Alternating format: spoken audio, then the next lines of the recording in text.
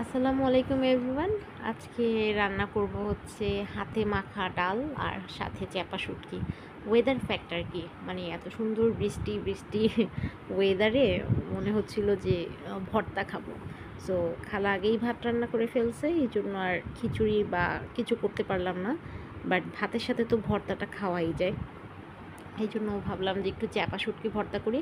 আমি আবার চ্যাপা শুটকিটা সুন্দর করে ভেজে নিয়েছি পেঁয়াজ বেশি করে, রসুন কাঁচামরিচ দিয়ে। কারণ ভেজে রাখলে হয় কি, একদিনে তো আর ভর্তাটা শেষ হয় না, ফ্রিজে রেখে নেক্সট ডে খাওয়া যায়। আর কাঁচা পেঁয়াজ দিয়ে করলে হয় কি, গন্ধ হয়ে যায়। এই তো হয়ে গেল আমার ভর্তা। এখন আমি বেশি করে পেঁয়াজ, বেশি করে রসুন দিয়ে সুন্দর করে তেল দিয়ে হাতে মাখাবো। এই মাখানো ডালটা খেতে আসলে অনেক মজা হয়, ভুনা ভুনা হয়। আর বাগারের সময় আমি একটু কালিজিরা দিয়ে বাগার দিই, কালিজিরা, রসুন, পেঁয়াজ।